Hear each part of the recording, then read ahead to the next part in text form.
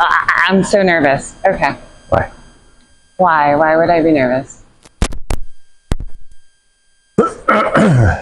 It,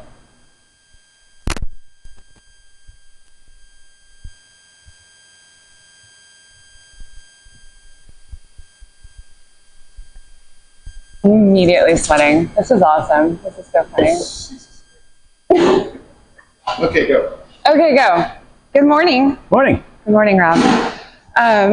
So you have very kindly taken some amount of time out of what's presumably going to be a super busy day so that I can play being an interviewer because I aspire to be an Oprah Winfrey, James Lipton, Tim and Danny of Joiners person.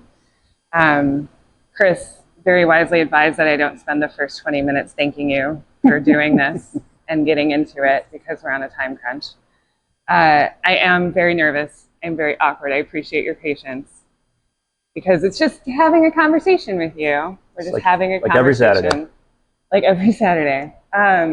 I typically will like digging into like the childhood stuff and the origin of the person, but in effort to like save some time, I'm probably going to speed past that part a little bit, and also any sort of introduction, which isn't actually really needed to anybody who's watching this. But I'm also going to test my Rob Levitt knowledge that I've gleaned over the last couple of years.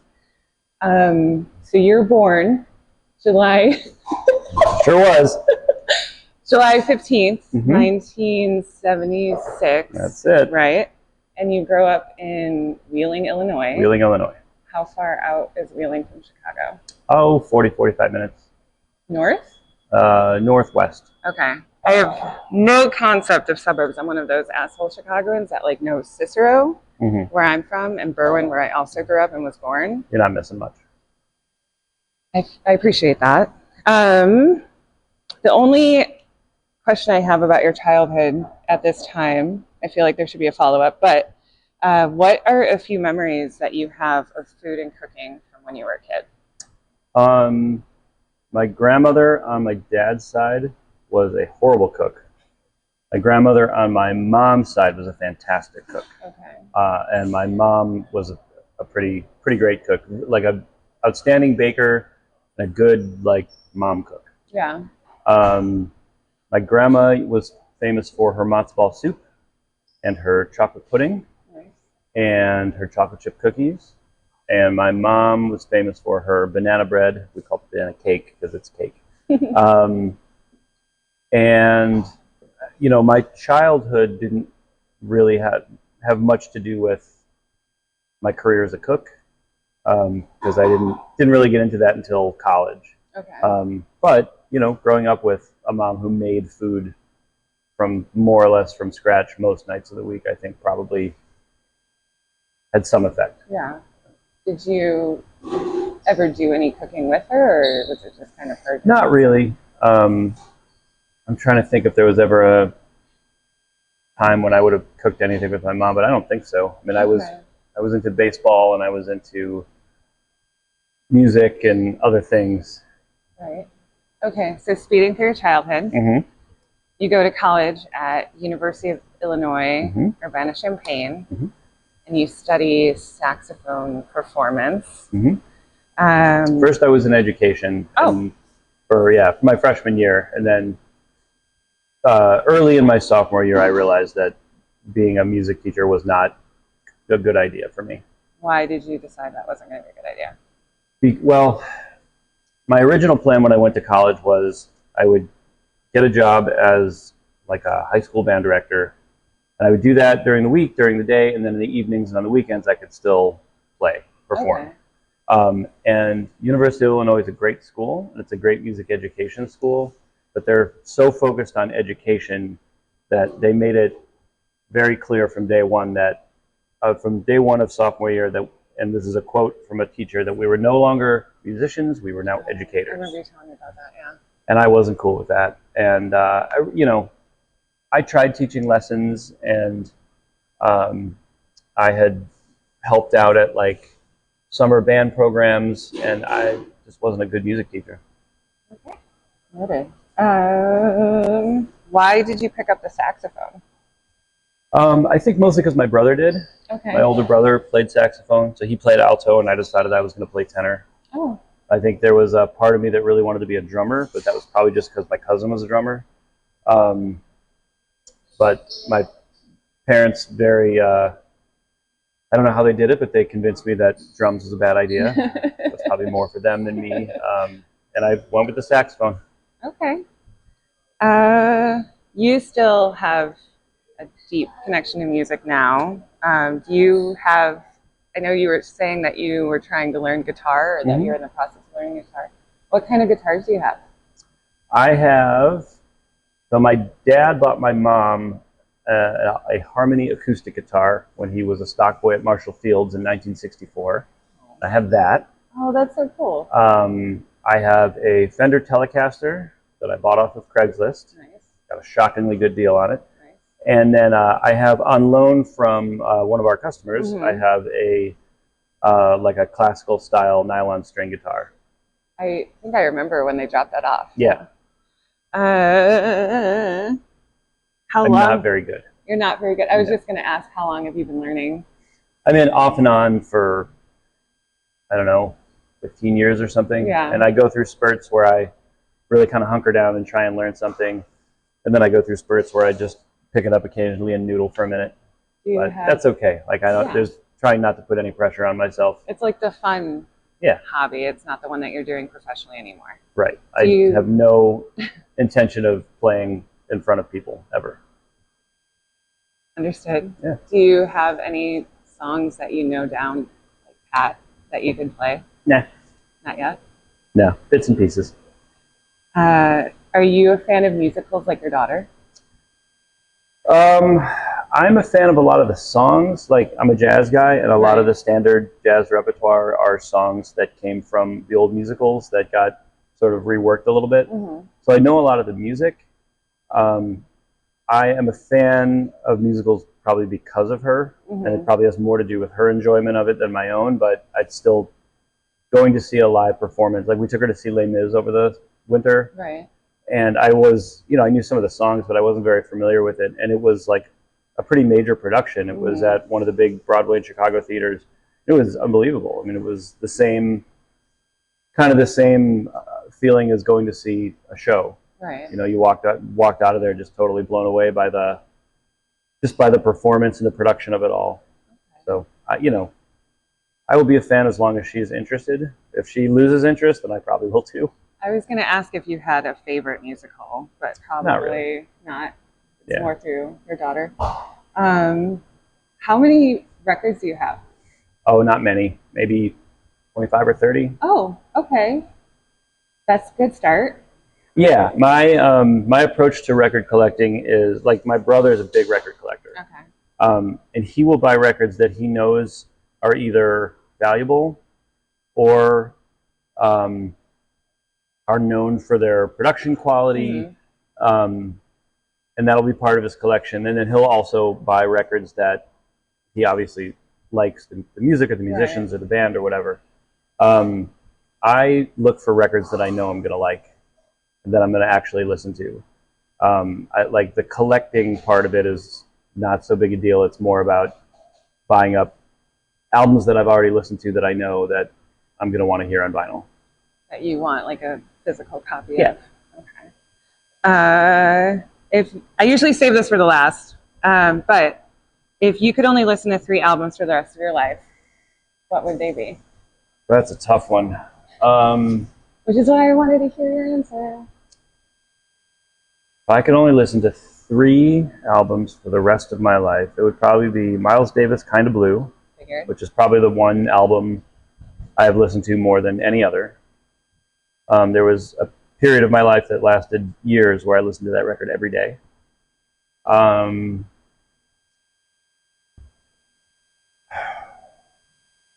A Bill Evans record, but I don't know which one. Maybe Everybody Digs, maybe,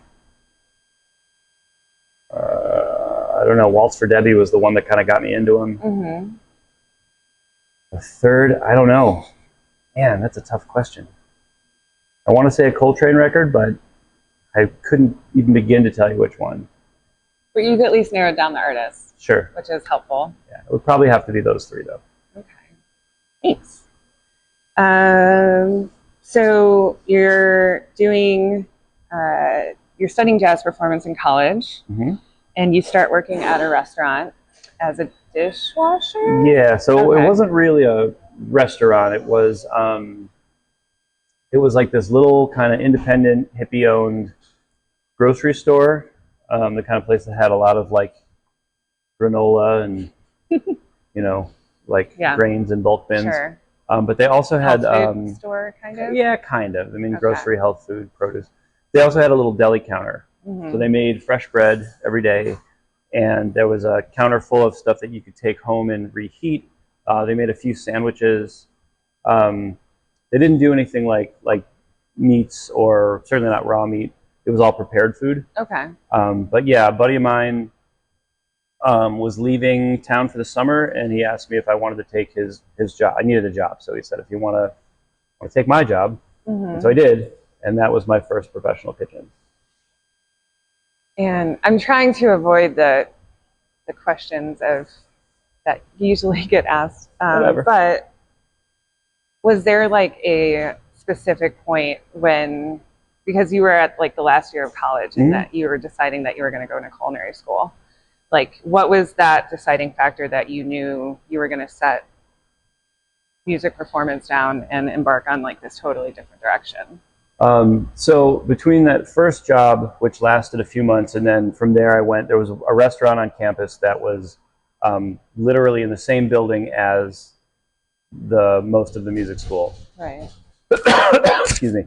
I got a job there, and that was like a legit kind of fine dining restaurant that did, like, we made pasta from scratch. I learned to make creme brulee and custards and all kinds of like real legit cooking.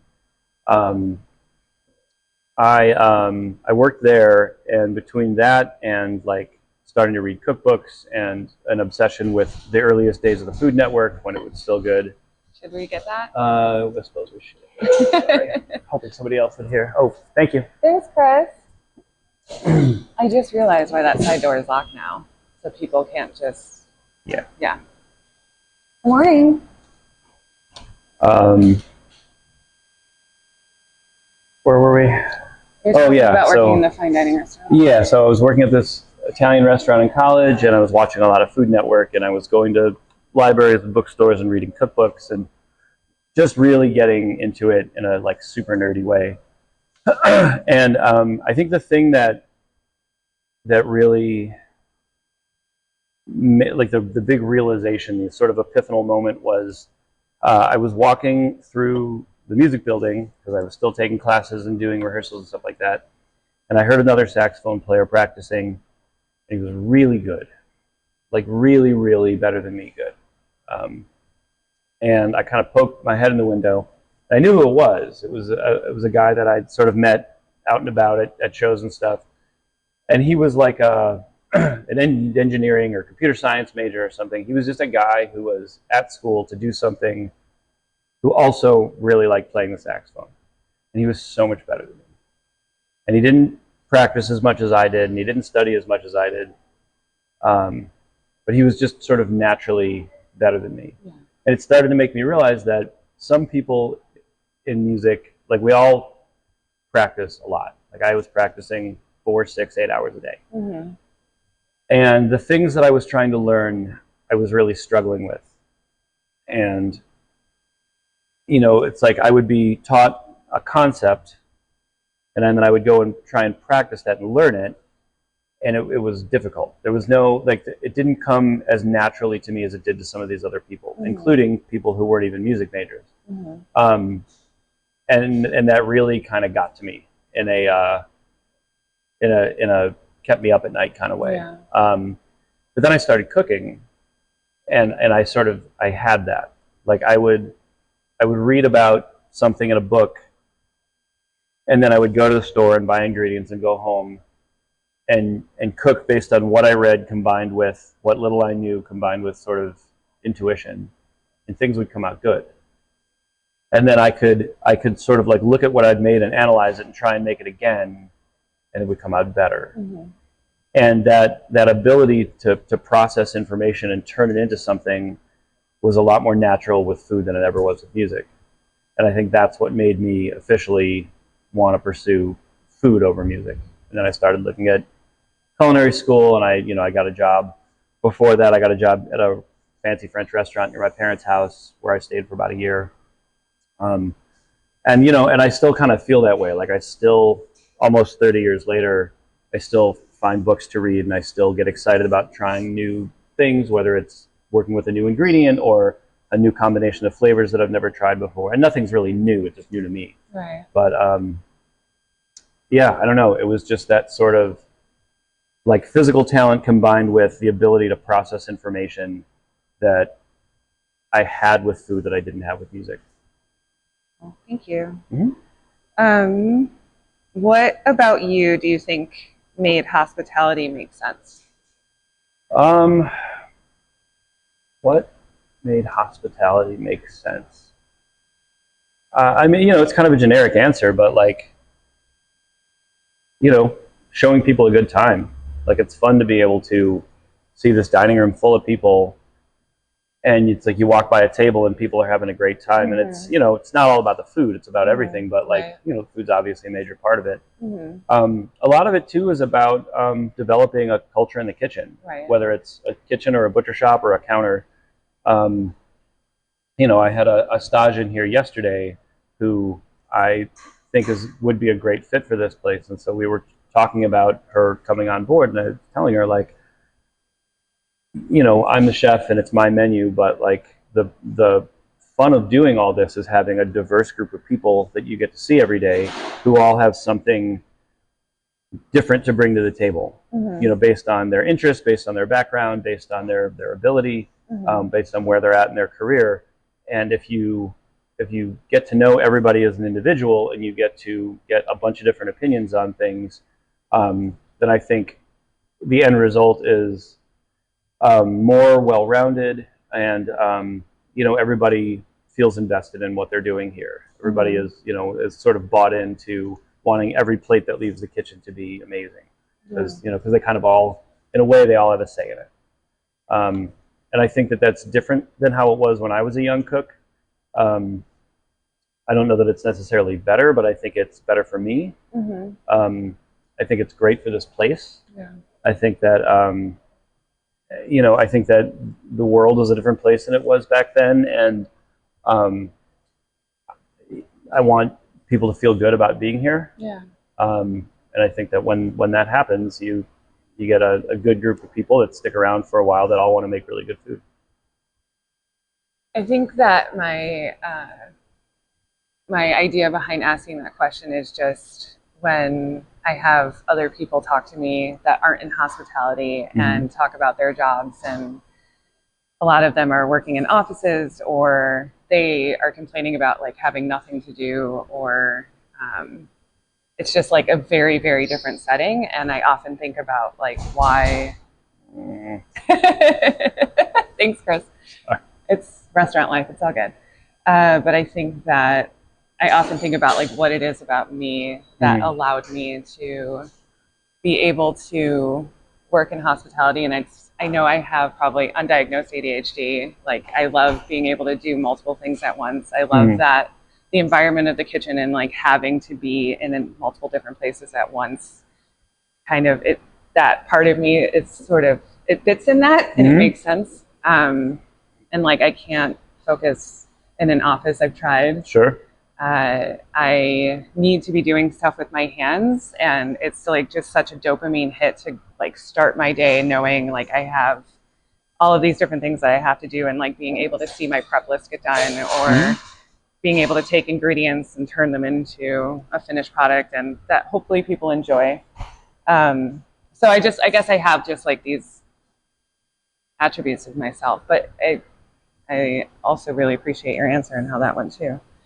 Yeah, I think that when people ask about hospitality, most of the time the expected answer is focused on the guest. And obviously that's why we do all this stuff, is to get people to want to come and dine or shop with us and leave happy. But I think that for me,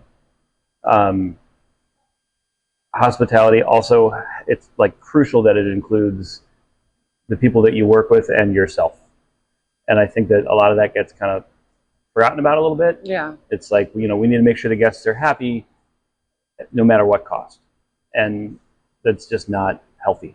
Yeah. I could definitely be better to myself, but I'm definitely going to work hard to make sure that my kitchens are healthy places for people to want to spend their time. Yeah. I'm going to touch on that a little bit more down the line, but I also don't want to lose my place. So do you need to go let that person in? Shortly. Okay. Yes. Not that you didn't have it handled. I just wanted to make sure. So one of the only times, good morning, Brian. One of the only times that you have ever gotten a little more curt with me or risen your voice stands out in my mind very, very well. And it was when I had mentioned that I was potentially thinking about going to culinary school. Mm-hmm. And you very adamantly let me know that I'm already working in the industry and that you would be more than happy to set me up with stages among a number of places around the city. And I am curious, you went to the Culinary Institute of America in New York, and why are you so opposed to culinary school? For me and in general, however you want to answer I'm not opposed to culinary school, and this is something that I think about a lot. I think that culinary school it's good for the right people, and I think that working is good for the right people also. I think that, I went to culinary school, and I think it was a good experience for me, mostly because it got me away from my parents' house. Yeah. It got me away from, the last several years that I'd spent as a musician. And it got me in a situation where I could sort of concentrate time that I thought I'd missed as a cook, in a place that was, dedicated just to that. Did I need to go to culinary school to be a good cook? I don't think so. I think I could have gotten a job at a restaurant and I would have been fine. Mm-hmm. I'm very neutral on my own culinary school experience. I think it was a good experience. I met some good people. I met my wife. Yeah. And it got me to New York. And I think that for some people, being in that sort of somewhat collegiate environment, it's good. It's like, if you think about, the older generation would go through these European apprenticeships where they would spend their first year peeling potatoes and cleaning floor drains. And then their next year, they might get to prep some vegetables. And then their third year, maybe they get to do something related to actually cooking for guests, but in the most minimal way. And then 4 years later, they actually get an entry-level cook position.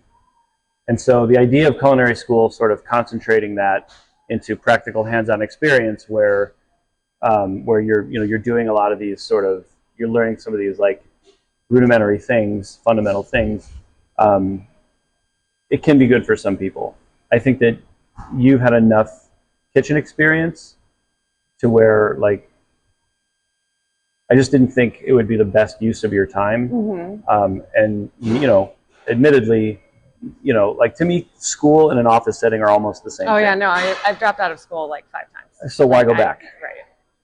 Why go back when you can be thrown into a situation where you have something in the oven and, a project on your cutting board and a guest that needs help? Yeah. That's gonna teach you more than sitting in a classroom learning culinary French. Sure. No, fair enough. Right. And you know none about me, and you were absolutely correct. And I think I have tried many times to be into academia, and college and I do not get along. I just never have. But I do really enjoy my job, and I enjoy working in kitchens, and I'm learning from that. But one of my favorite culinary school stories is that I did well as a student as long as I was enjoying my classes and I liked my instructors.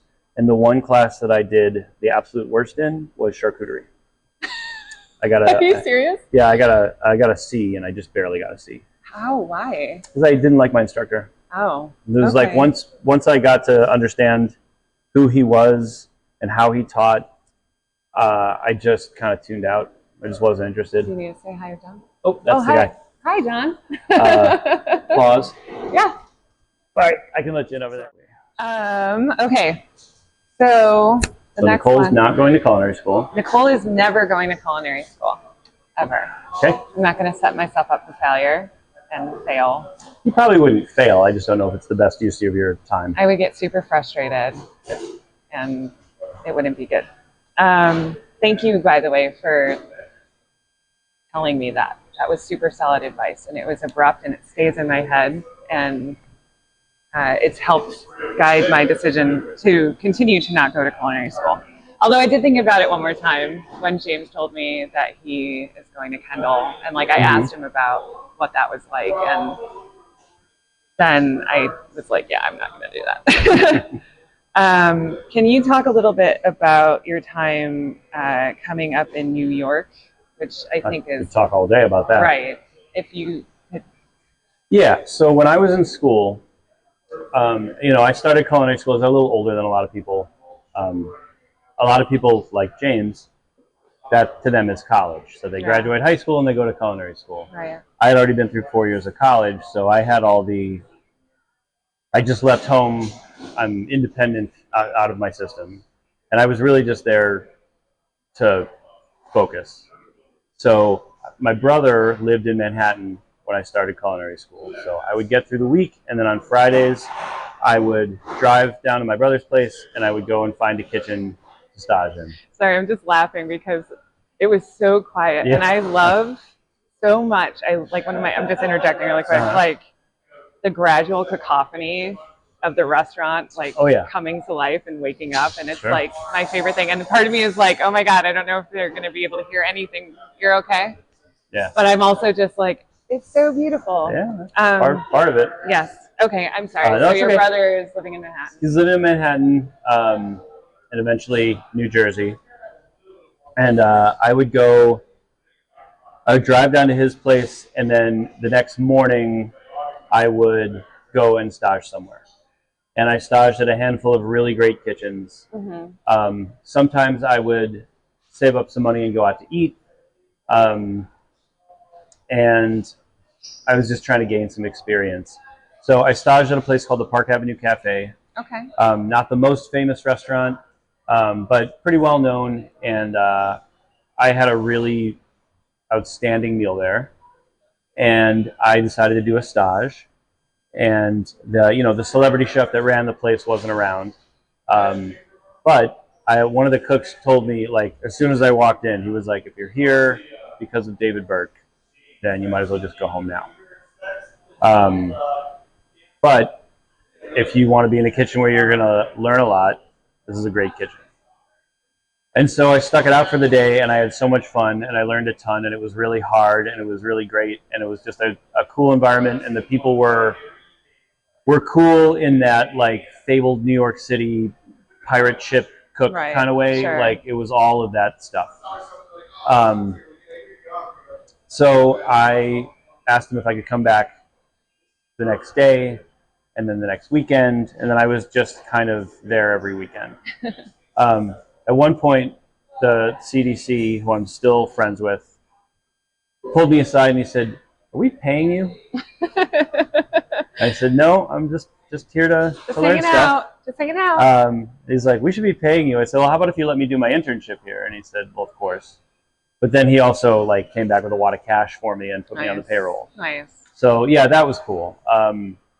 Made me feel appreciated. Yeah. Even for being somebody who knew nothing, but it was cool. But yeah, I mean, just about every weekend I would come in and I would work a double on Saturday, and I would work Sunday brunch, and then I would drive back up to school. Wow. And I loved it. I didn't have any other distractions. I didn't have anything else to do. It's not like you got a lot of homework at culinary school.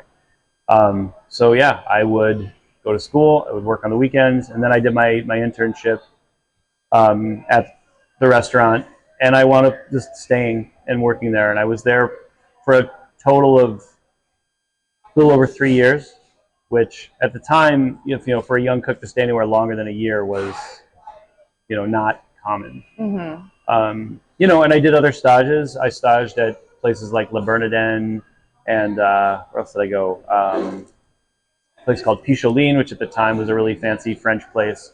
That was terrible, terrible kitchen for me. I don't know any of these restaurants. Admittedly, I'm nothing against no. you. It's very much such a vast amount that I don't know about. Yeah, and it's also very much like a time and place thing. Like when I was doing all this, these were the places. Like everybody, like Oriole was the hottest restaurant in the country, and I got to stage there and eat there. Yeah, and it was great. Not a kitchen I probably would have fit in super well, but it was cool. Oriole in New York or in it's different spelling. And then I started staging at a place called Veritas, which was really small, right across the street from Gramercy Tavern, which is where Allie was working. Yeah. But that had nothing to do with it.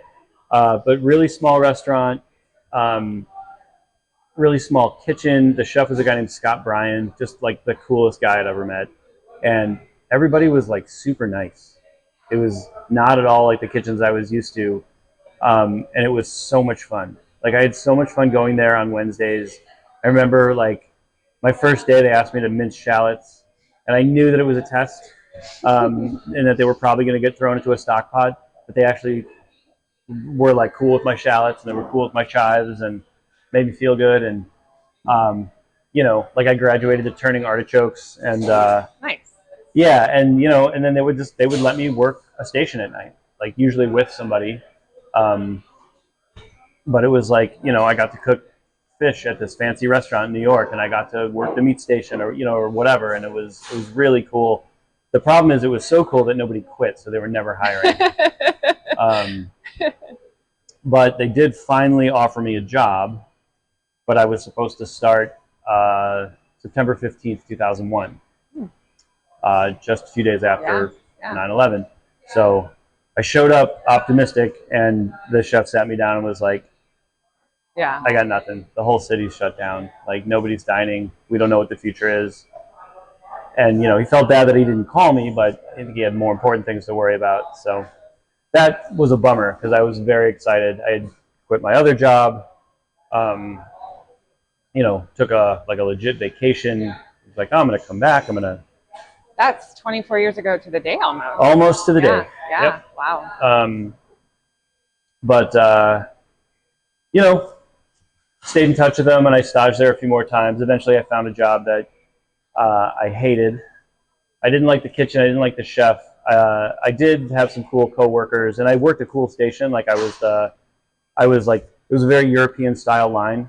So it was like there was the meat cook and there was the fish cook, and we did the fish and the sauces, and then we had like our veg guy, and then there was like a hot app and I forget what the other station was. And chef would call all the tickets, but we would control the flow of service. And so that was cool. It was a good experience, even though I didn't really like the food or the chef. But didn't have much choice. I needed a job, and nobody was hiring. Right. And so I stuck that out for a while, and then Allie was ready to leave Gramercy, and I didn't love my job, so that's when we decided to move back to Chicago. Okay. What year was that? That would have been the very beginning of 2002. Okay. Yeah. So I remember you mentioning before that you used to be, I think, what people usually assume a chef is like very curt and very yelly. I was an asshole. Okay, great. I wasn't going to say that, but those are your words. It's what I knew. I was right. It wasn't like I wasn't intentionally being an asshole. I just came up in kitchens where people yelled and people said inappropriate things and people acted in a way that was very militant and Kyle demanding. Just walked wondering what the hell's going on. Yeah. Very demanding and very very strict and very like, I don't know, just old school New York City Yeah. kind of, and that's all I knew. And so I came back to Chicago and got a sous chef job, and that's what I did. And how did you arrive at your style of leadership now? Like, when did you make that shift from being an asshole to quite the antithesis, in my opinion? Well, thank you. A Yeah. chef that I worked for, who I don't talk about much, sat me down one day and said, "I appreciate the enthusiasm, and I appreciate the dedication, and all the good things that come along with your intensity, but you need a different approach." He's like, "This is not New York City, and people don't respond to that." You're back in the Midwest. Yeah.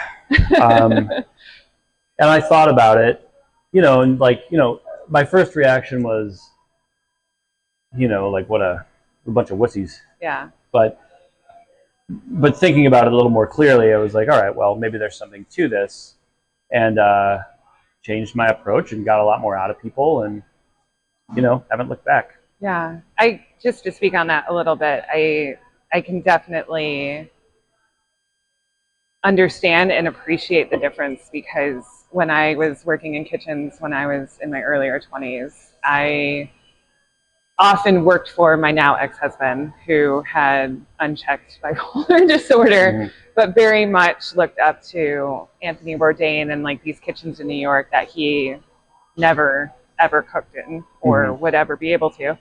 That was an intentional dig, but I was very accustomed to just being anxious all the time, dealing with him yelling at me, like picking at every single thing that I was doing, or just never feeling comfortable. And I feel like my dad, who is my manager, like as a front of house job, but he was also like kind of like that as well. And I mean, I think it honestly, it had to have been at least like the first 6 months, but it was probably even like well into a year. I remember you being like, "I'm not mad. Why are you like, it's okay," because I think that I was just always set up for like at any moment Rob and Kyle are going to yell at me, or like I'm going to be doing something wrong, You're or like a shelter dog. a little bit, obviously. Like I had legitimate PTSD about that, and there are so many reasons why I'm so grateful to like you and Kyle and working at PQM, but like a huge part of my gratitude toward working for you guys is to like the amount of like actual healing that happened in being able to work in this setting where you guys are like supportive and patient and calm, and even like Steve and Tony are always just so chill about like, I'm just randomly in tears, like I can't explain why, and have been nothing but super supportive of my personality and like the way that I conduct myself, and having bad days and good days. And it really saved my dream of like working in kitchens. So I digress. So much like me, I know for a fact that there are many, many people who have been greatly impacted by your being in this industry in Chicago. Jonathan Zaragoza comes to mind. McCullough comes to mind. And what is my question? Who have been your Rob Levitts? That's weird. Well, so the chef that I work for in New York, a guy named Neil Murphy. Right. He was a classic New York City screamer, yeller. Right. But he also taught me, kind of one of the most valuable lessons, that was like, in the midst of service, it's whatever we have to do to get the food out. And at that time, it was, that was could be a very aggressive thing. It was like being in battle. But when the ticket printer was off and it was prep time, or it was after service, or on the occasion where I would get to go and help him do an event, he was a totally different guy, and would talk to me like a human being, and would talk to me about like my future and my interests. And he was very encouraging, he was very understanding, and he took an interest in me, and it it made a pretty big difference. Yeah. And like I said, we still talk. He lives in Hawaii now, but when he comes to town every other year for the restaurant show, Mm-hmm. and we always get together and we have dinner and catch up, and it's great. But he taught me a lot about how to be a really great cook, how to taste my food, how to work a station, how to organize a station, how to think about a dish. He taught me, I remember him saying, like, if I need to come up with a dish, I know enough about cooking to where I can. Like, it might not be the most creative thing, but if someone says, we have a guest in tonight that really wants salmon, I can get in salmon, I come up with a dish, and it'll be good. Mm-hmm. And then, and there's that, which comes from experience and a depth of knowledge and knowing what works and what doesn't. And then there's also creativity and things that you do that are interesting and self-educating and fun, and those two things can work together. I learned from him like a really deep understanding of needing to know the fundamentals of what we're doing. That sort of the creativity is secondary to really good cooking. But the better a really good cook you are, the easier it is to be able to be creative. Right. Like if I don't need to worry about how to braise the short ribs, I can do whatever I want with them because I know that I can get all the work done and come up with something really cool. If I'm more concerned about the actual technique involved, then I just have to kind of keep it basic and concentrate on the process. That makes sense. So yeah, so like learning fundamentals, and then, for me it was like, well, how many different ways are there to braise a short rib? And like learning that kind of thing. Like what if I'm in a kitchen that doesn't have a combi oven? What if I'm in a kitchen that doesn't have a convection oven? Right. Or only has a convection right. oven? There's so many variables. What if you have one small oven and the pastry chef needs it all day? Like then what do you do? So knowing a million different ways to accomplish the same goal, like those are the kind of fundamental things that he impressed upon me. And that stuff I think is really important. I'm never going to be an Alinea style cook. And those guys are great cooks. Like that says nothing about them. It says more about what I do, which is really like the focus is on the process and the fundamentals. And then beyond that, and the process and the fundamentals are going to be different for my cooks than they are for me.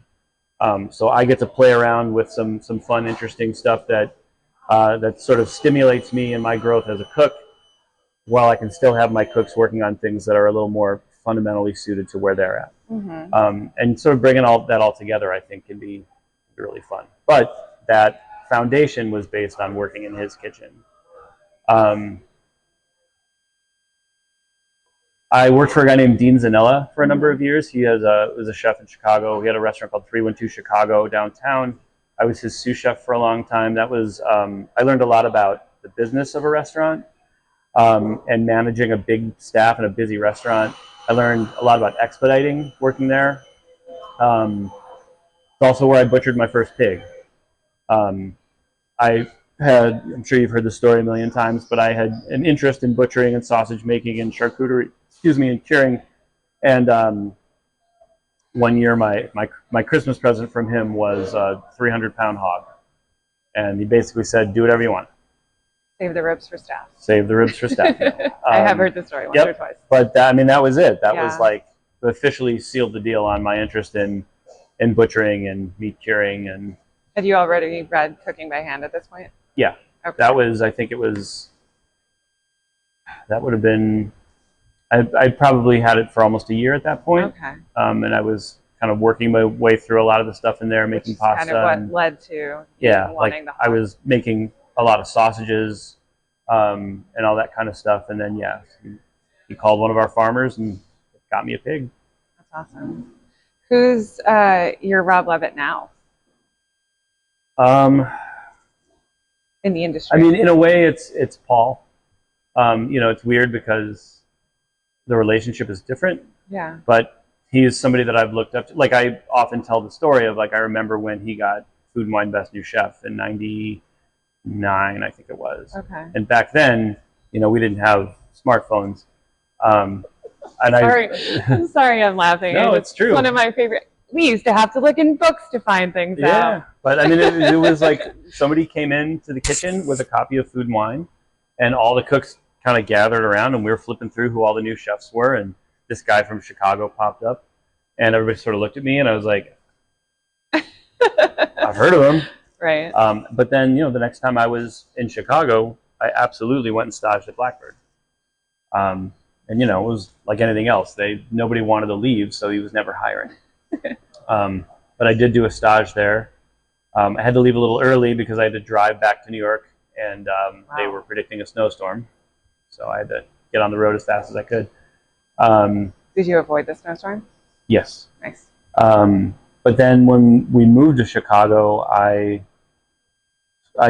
inquired about Blackbird, and then eventually would stage at Avec. You know, and when I was working at 312, we used to go to Avec all the time.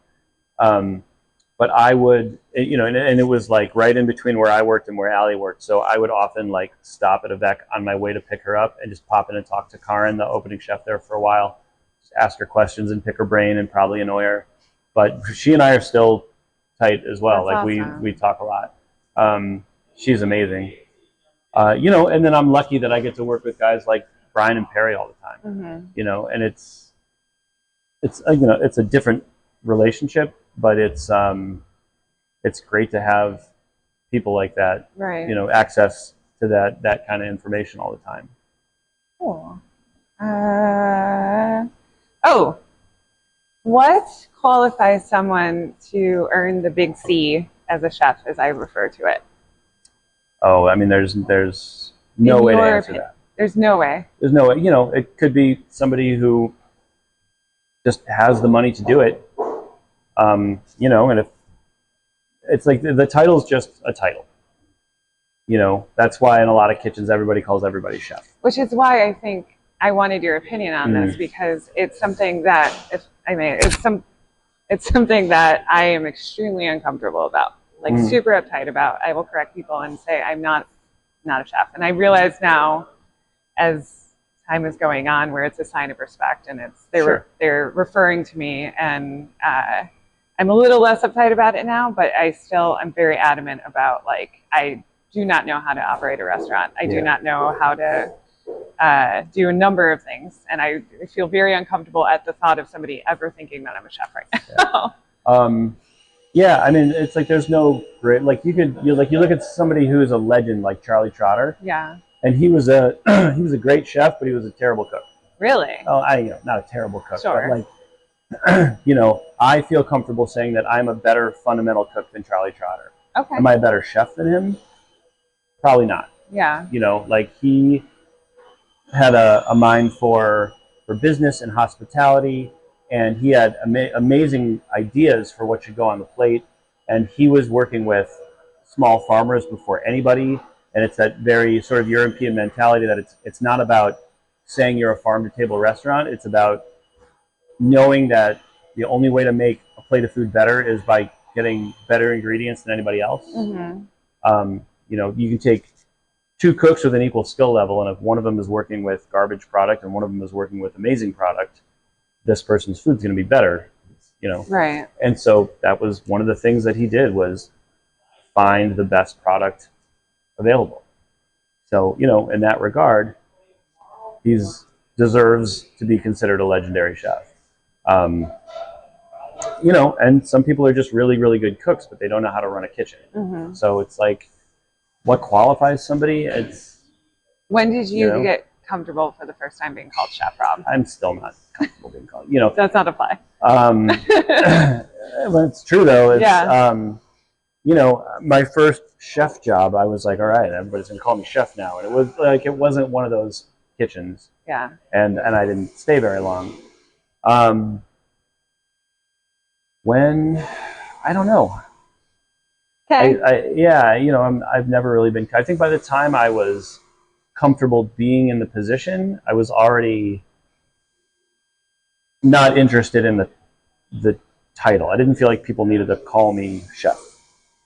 So like, I'm fine with being called by my name. Which is a really wonderful answer, because I think it's just indicative of like, it's dependent on experience, and Yeah. And now you don't have to throw down.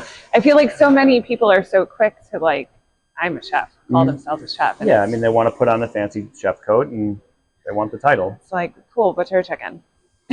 Or, you know, just like really basic stuff. Or, you know, cook an egg or something. What have been some of your challenges of transitioning to the Publican, including being way more in the public eye than you've probably ever been? You know, it's it's all about balance. I think, you know, it's like and this isn't just my issue, it's industry wide, but like every day I hope that all my cooks are going to show up. Yeah. And when they do, it's great. And when they don't, it's a struggle. And then there's balancing the fun, creative stuff with the practical business end stuff. You know, like I could stand in the kitchen every day and come up with a fun new dish that I'm really excited about. But I have to make sure that it's going to make us money. I have to make sure that my cooks can execute it, which is rarely an issue. It's never an issue. And you know, I also have to make sure that everything else involved in getting this place open every day is moving in the right direction. You know, it doesn't matter how creative you are if you're not making money. And that's the hardest part about it, is that I've got this amazing, you know, storied restaurant, and I have all these ideas and all this energy, and I have a great staff, and I have great sous chefs, and it's really fun to want to be like, all right, today we're going to make this, or I'm going to order in whatever, and we're going to make this cool thing.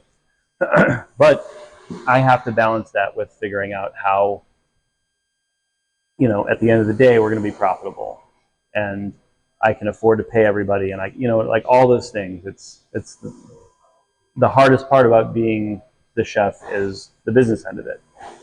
You know, like I didn't go to school for business, and and this is what we do as cooks, is that we spend so many years focusing on being a better cook, and all of a sudden you step into management and you have no management training. So it's hard. It's why independent restaurants fail so much. It's that, you know, people just don't know how to make it profitable. I think one of the reasons that I'm so happy being part of this company is the infrastructure.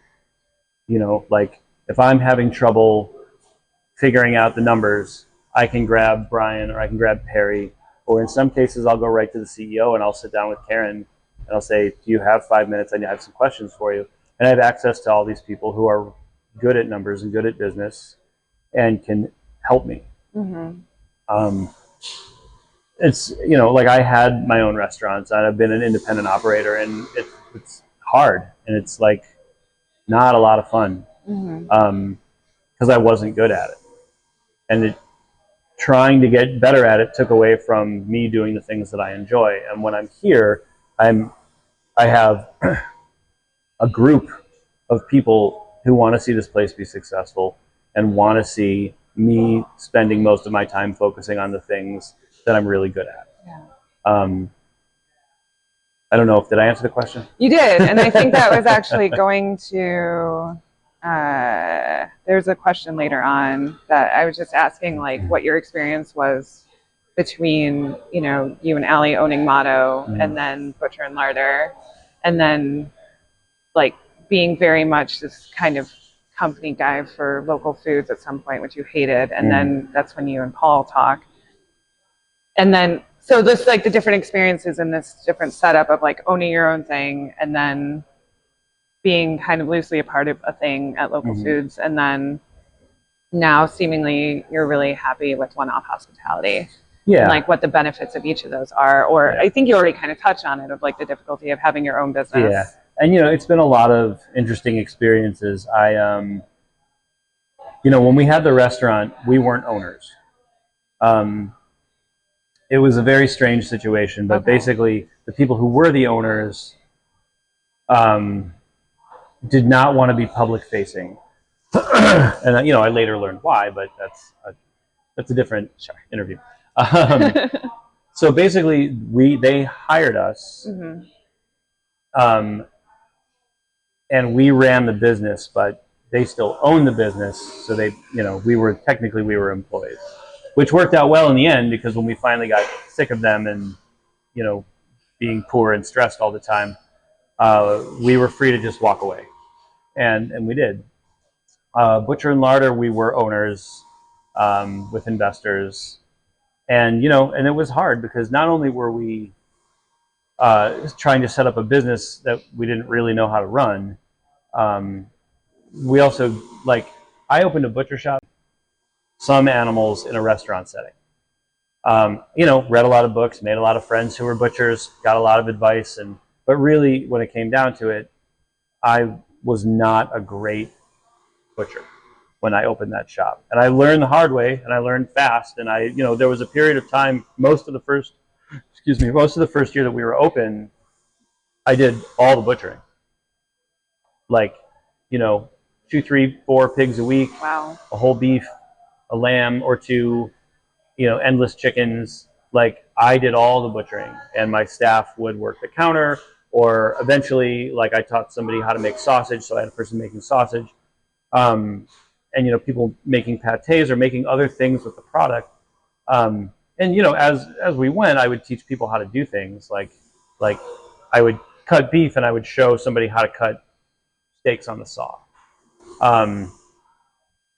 But yeah, it was hard, because I didn't super duper know what I was doing, and I had to learn a lot of it on my own. I went and staged at the Meat Hook in Brooklyn, and those guys taught me a lot, primarily about beef. They said, "What do you want to learn?" And I was like, "Beef. I know nothing." So I got to cut a couple chucks out there and a couple rounds, and I got to learn a lot from them. I still talk to those guys. Yeah. And there was nothing on YouTube. There were no books, so it was a lot of practical learning on the job. But it was really hard. Excuse me. Which is why the local foods thing seemed like a great idea, because in theory, I could concentrate on the things that I was now actually pretty good at, right? And let somebody else run the business side of it, and worry about payroll and insurance and taxes and all that stuff you didn't want to have to deal with. Yeah. And didn't work out super well. Yeah. But a lot of good experiences, and a lot of good people. And then I ran into Paul, and he and I had a cup of coffee together. And at first he offered me he didn't offer me, but he said they were looking for a chef for the Publican. So I interviewed. I sat down with him a few times, and then I did a tasting. Went pretty well. And then PQM became available, and he called me and basically offered it to me, and I said no. I said, no, I really think my mind is focused on getting back to being a chef. And then couldn't have been more than 5 minutes later, I called him back, and I said, I'm an idiot.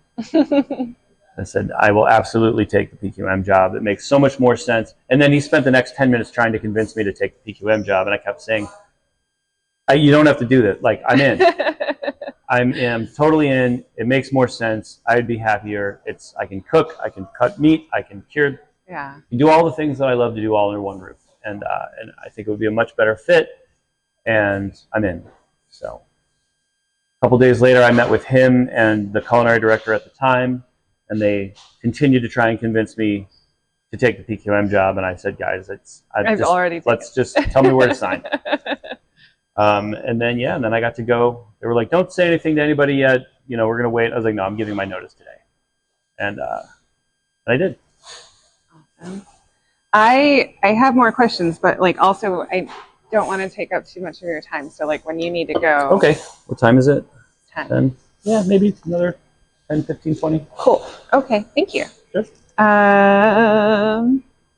1 second, because now I'm going through stuff.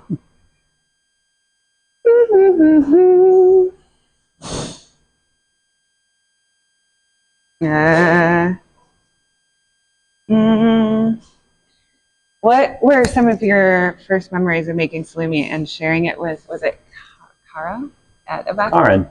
So the first thing that I gave her was a piece of guanciale that I had no idea what I was doing, and it was incredibly salty. I brought it to her and I said, I don't think this is very good. Can you help?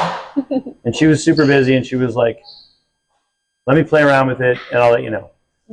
So I came back like a week later and I was like, and she said, it's just, salty means you put too much salt on it. And then, she told me like I should clean up the glands more. And, she gave me a few tips that, nobody was really doing like the equilibrium curing that we do. But she gave me some tips on ways to make it more edible. Yeah. And then she told me that she was gonna smoke it and then use it like in a pasta or something. She's like, so you can kind of like if you cut it up and render it and add water to the pan, it'll pull some of the salt out, and then you can kind of scoop that out and then crisp it up and use it in something. So that was cool because I learned that. I learned how to deal with that sort of thing. But then I made more guanciale and it came out much better. The pig, the infamous 312 pig, I made my first pancetta, and I think I did it more or less out of the Bertolli book, and it came out really good. And I remember saying, like, giving some to Dean and saying, "What do you think?" And he's like, "It's delicious." And I said, "Okay, can I make it? Like, can I make pancetta instead of us buying it?" He was like, "You can, but it's probably not going to be very cost effective. And just because this one came out doesn't mean it's always going to. Making this stuff is really hard." Yeah. And I was determined to prove him wrong. So I got a bunch of pork bellies in from a farm, and I cured them, and I rolled them, and I tied them, and I hung them, and they all came out great. And then he was like, "All right, great. So you're going to make us pancetta from now on." Super into it, and I did.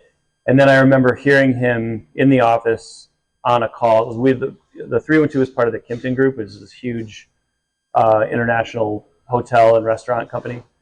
But he was on a financial call with corporate, and they were talking about our food cost was always good, but he was talking about food cost and what we're doing to save money. And he was like, "Yeah, we're making our own pancetta now. We looked at the costs, and if we buy the bellies and make them in house, it's saving us a ton of money." And I was just like, I'm not going to get any credit, but that's okay. Yeah. And I genuinely didn't care that he wasn't like my sous chef Rob, because it wasn't that kind of a meeting. But I was just like, well, that's kind of cool. Like, he's recognizing that this is actually cool for me and cool for the restaurant, but also is impacting the financials. Like, that was fun to learn. Made me think a lot more about, whole animal stuff in restaurants and butchers and butcher shops and things like that. I had some pretty massive failures too, like especially with that first pig. I tried to follow some of the Bertolli recipes, but I didn't really have the best curing environment. So I tried hanging things in our wine room, and I made these giant, large format salamis, and none of it turned out. I made a lot of really great sausages. Pancetta came out good, and sort of slowly but surely got better at cured meats. I worked at a place in Lincoln Square where I had a sort of a makeshift curing room, sort of. And I started to get good at Copa and Bresaola, kind of started coming out better. But I did have a lot of big failures. We had a little secret closet that we jerry-rigged at the original Butcher and Larder with stuff. Ask about that too. Yeah, we had we took a piece of drywall and kind of like cut a thing out so that we could hide like half of a broom closet. And I had like a humidifier and a dehumidifier back there, and it was kind of funny. But we had some pretty good success there. Started getting better at salami, and then local foods. I had this beautiful curing room that I could use, but I just never had the time to fill it up. So if you have a big room but it's only half full, the environment's going to work against you every time. So, but we started getting better at the process, and then it really kind of, I think, really hit well at PQM. Like, I took all this stuff that I've been learning, and then I had like the team and the product and the room to do it all right. And I spent a lot of time really focusing on the curing room early on, and the stuff started coming out really good. I was in the curing room I think it was either yesterday or the day before, and Steve was testing to see if like things were ready and whatnot. And it was weird. It only because you weren't the one doing it, and it was strange. And yeah, but I feel really great about the fact that I worked with Steve. You know, like especially when I was, you know, at the beginning stages of coming over here, Steve had mentioned to me that he was interested in gaining some more of that knowledge, and so we spent some time in the curing room. And I was like, you can always cut into something. Right. Just be careful how you do it. If it needs to hang longer, don't cut a thing in half. But like looking at times, like average times for the things in that room, and you know, like I would squeeze a thing and be like, this probably needs a few more weeks. This is probably done, and then he would kind of get a feel for it, and just sort of teaching him my method for how to deal with that room. And then like we put copa on the menu a couple nights ago, and it's delicious. Like it's super good. So. Do you miss doing salumi at PQM? I do. But I don't know. It's like I don't know if it's because I'm older, but I equally enjoy seeing how well Kyle does at running that place. I enjoy. So much ass. He's amazing. I enjoy seeing everybody progressing. Yeah. Like I like that Steve is getting more.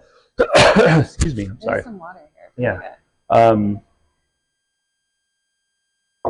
I think it's like allergies and the change in temperature stuff. Yeah. But yeah, like Steve getting more into the curing stuff, and you know, like he's always made the salami, but now he's like getting into the process of knowing when things are done. And just like all of you guys, seeing like, you know, the people progressing as counter butchers, or seeing like, you know, seeing you progress as a butcher downstairs, and like, you know, I'm not doing the work, but I know that the work that I've done is what has allowed that place to run as well as it is. And you know, and I can enjoy that as much as I enjoy getting my hands dirty with it. Sure. You know, that'll always be my favorite. You know, like I would love nothing more than to just go over there early in the morning and cut pigs and carve out a copa and, you know, do the whole process. Like that's my favorite thing. But, you know, I'm also enjoying being here and working with fish and working with vegetables. And, you know, similarly, like, you know, we have duck on the menu now, and we get whole ducks in. And my staff here, I've got a bunch of people who are excited to butcher ducks every week and and do that kind of thing. So, you know, it's all a part of the process, I think. Okay, I gotta get rid of a lot of these. Hold on.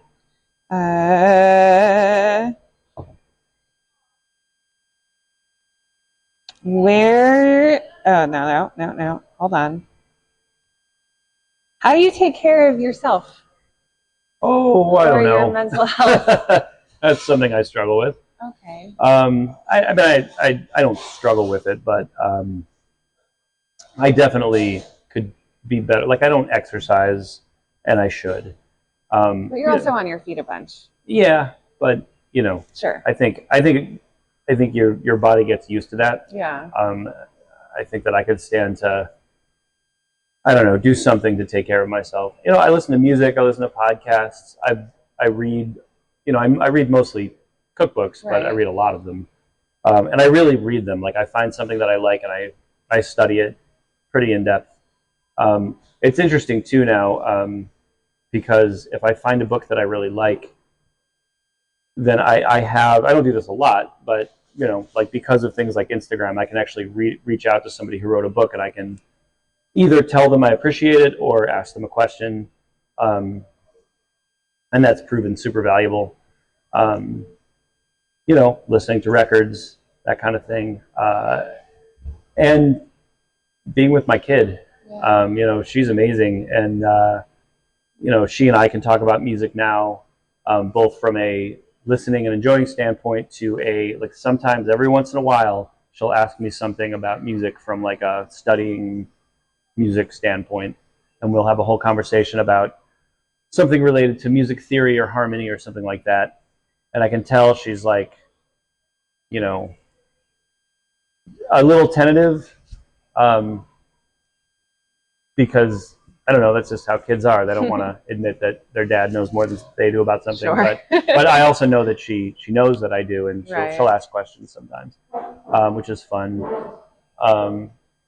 You know, she's not super into cooking, but she's a great eater.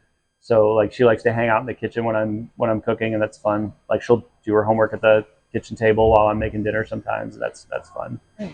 And just enjoying her and her growing up, and just how like smart and talented she is that's very good for my mental health. That's awesome. I like to drink coffee. That's a big thing. Is like it's the best when like I got home last night and Allie baked cookies. Nice. So that I know that on Sunday when I get up, I can have a cookie with my morning coffee, and that's like maybe not the healthiest thing, but it's good for my mental health. Sure. Little treat for yourself after the weekend. Yeah, or like on the rare occasion that like Avery's at a sleepover and Allie and I get to go to Lula instead of the bar. Yeah. Like those are the things that we try and take advantage of that are calming and good for us and good for me. And yeah, I don't know. I just try and I'd say the biggest thing for me is that I've gotten a lot better about when I'm off, I'm off. Yeah. If anybody here needs me, then obviously, like I know that by now, Jack or Jerry or Kyle are not going to get a hold of me on a Sunday or a Monday unless they really need to. And if it's something that I know isn't that important, I'm fine ignoring it until I'm back at work. Doesn't make everybody else happy all the time, but like I get 2 days. Yeah, sometimes I don't even get 2 shut days. it off. So yeah, being and it's like I'll spend those 2 days reading cookbooks or cooking at home or watching videos. Like food is such a massive part of my life, and I still really enjoy it. But having space apart from thinking about work, I think is super important. Yeah. Okay, I'm gonna wrap up. Going through a bunch of stuff. I'm like doing what is the joiners guys do the last questions or I forget the gratuity round? I totally admire them, and I'm like totally everybody does that on podcasts. They all have their I'm literally learning as I go along. What are some of your pet peeves? What are some of my pet peeves? This might be just for you because I'm very interested in you being a real person that like gets irritated about things, and you're not just like super chill fun Rob all the time. One of my biggest pet peeves, kind of everywhere, but specifically in kitchens, is when I see garbage on the floor. Oh yeah. And here at the Publican, it's almost always gloves. It's like people take their gloves off and they toss them in the garbage can. You're walking by anyway, pick it up and throw it away. And people don't see it, but like wherever I am, but specifically in my kitchens, if I see stuff on the floor that no one's noticed and picked up, it drives me crazy. And like I'm cool about it. I might say something, but like in a super chill way. But yeah, finding garbage on the floor is a bad one. And I hate being sticky. That's not really I don't know if that's a pet peeve, but which is funny because I can butcher an animal and it doesn't bother me. But like if I see a kid eating candy or ice cream or something and it's getting all over their hands and their face and their neck, I can't deal with it. You also really hate when people are eating behind the counter. Yeah, but that's not that's just like a pet service peeve. thing. That's like a service thing. Yeah. That's like a guest shouldn't have to see that. Yes. And I agree with that. Like to me that presents as like not very sanitary. Yeah.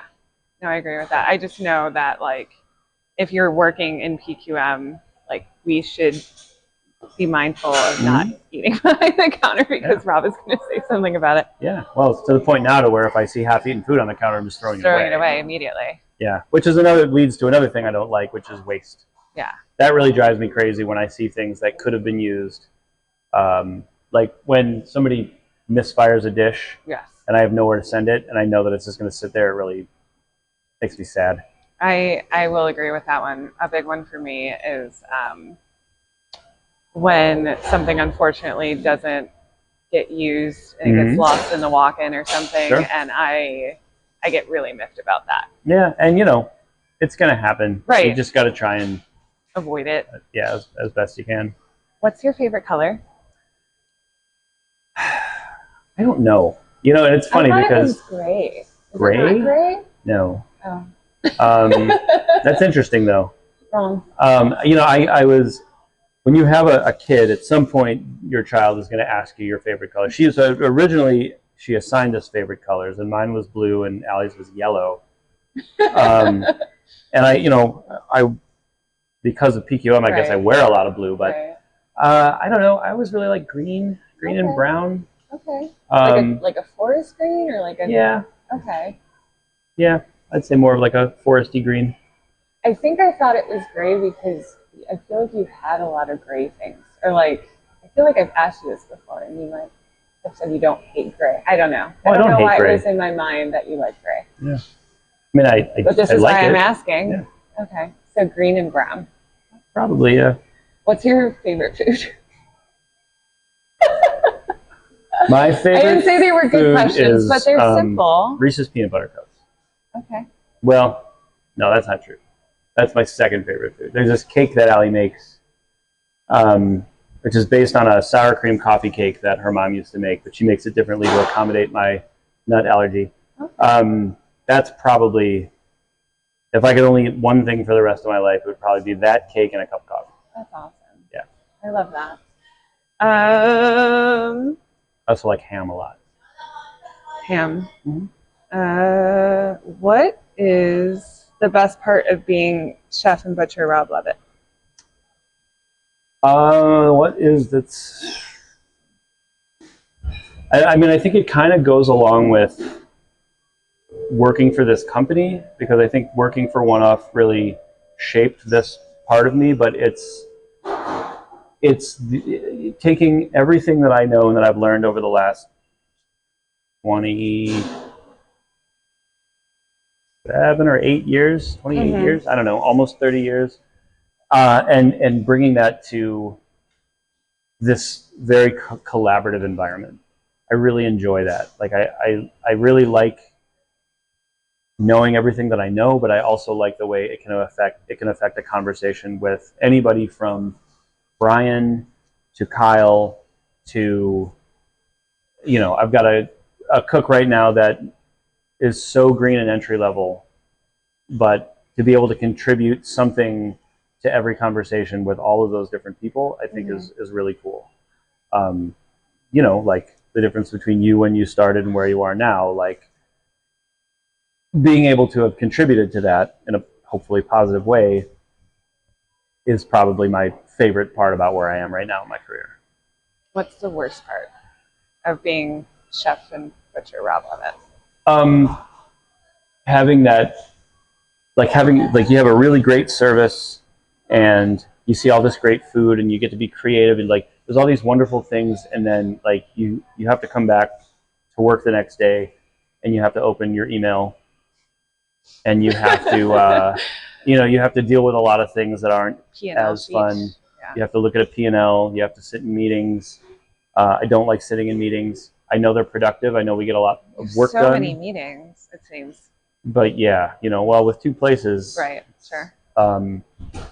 But it's, you know, it's that's the not fun part is looking through emails and spreadsheets. And it's funny because I do really enjoy making spreadsheets. Like if it means, like I've really enjoyed going from being like a cook to being able to sit down and help organize and systematize things. Like I think that's really helped PQM do well. I think it's really helped like how Kyle and I work together. Like we'll be working on a dinner and I'll hand him a spreadsheet and be like, all right, that's every dish. Like look it over. Like, you know, it's like a checklist and it's a plate up list and it's like, but like that's fun. But like, yeah, emails and emails and writing schedules. I hate writing schedules. I hate it. And I'm working on getting Jack and Jerry to work on the schedule, but it's just so hard right now to get all the pieces of the puzzle put together. I mean, it's still pretty new. You're still pretty new here. Oh, I've been writing schedules for a long time. Sure, but I've just never enjoyed it. In this setting. But yeah, in this setting. This is another question I've asked everyone I've interviewed is, do you have a favorite memory of us working together? You can also say no, and I can also volunteer one. Do I have a favorite memory? I would probably say the first women's dinner, because of, like how scared you were at the thought of doing that, and seeing you put a lot of really thoughtful effort into the dish you made, and then working on it and having it come out like really good, and then seeing, like, getting to watch you see people's reactions to eating that thing, and then having it become something that was in our case for a long time. Yeah. Like that's pretty cool. Like when you have that opportunity to work with somebody and see it be successful. Yeah. There's like I like working behind the counter on Saturdays. Yeah. And I would like doing that regardless of who is there. Right. But I do enjoy working the counter with you on Saturday mornings. Yeah. But if there was one isolated thing, it would probably be that first Women's Day dinner. Not that your second dish wasn't great. It's just that was the first. Cool. Thank you. Why? What was yours? Oh God, just one. I had one in mind, and now I'm like flipping through the last few years. Was it the No. What was the dinner where we had the two people from Georgia? They did the dumplings. Oh, that was fun. Like I said, it's hard to pick. Like I can think of several, but if I had to pick just one, I think it was getting to work with you and Brian, because I always just feel like one of the dudes when I get to work with you guys, and like I get to be part of something that I wouldn't normally get to be part of. But you've like asked me to help, right, on dishes, like when Ron McKinley came in, and just like you get to do this one thing, and that was always super awesome. But I think specifically with the Georgia dinner, it wasn't just like Nicole's helping because we're like doing something cool for her. It was like I was actually one of the cooks on this dinner, and like you were asking me questions, and like I needed to have answers for you, and like I was plating things, and I didn't completely fall apart in a ball of like anxiety. And then just like legitimately doing like a full dinner service in that setting as a wine dinner definitely comes to mind as like one of the best memories for sure. Okay, one last question. I went over time. Sorry about that. Okay. What do you wish more people understood about you?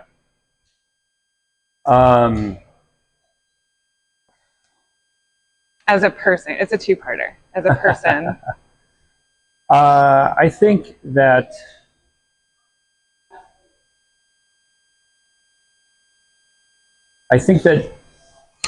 I want people to see me as approachable, which sometimes I find out that isn't always the case, and that I think a lot about that, because I try really hard to be approachable, especially with my cooks. And I think that a lot of it is just a product of the environment, that people aren't used to a chef being approachable. So regardless of who I am as a person, just because of the title and the position, I think people think they can't talk to me about things. Yeah.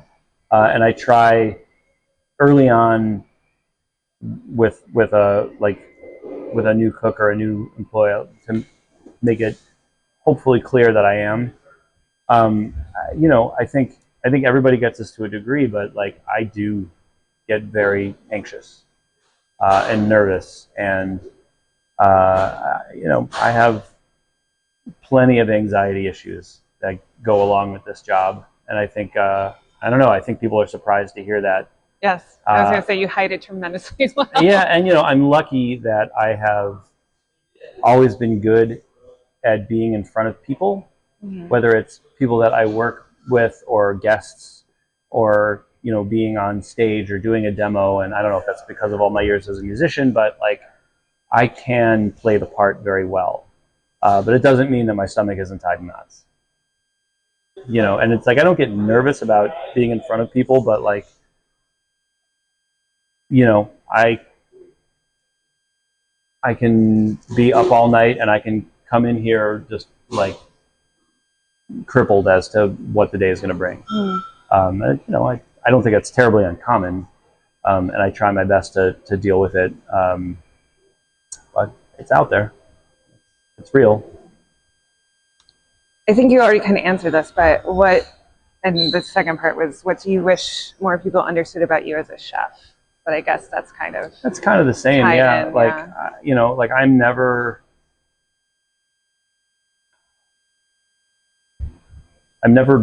done working because I'm anxious about things, and some of it is because I enjoy what I do, and it's a funny balance. But yeah, I'm like, my brain never shuts off, and sometimes it's great and sometimes it's not.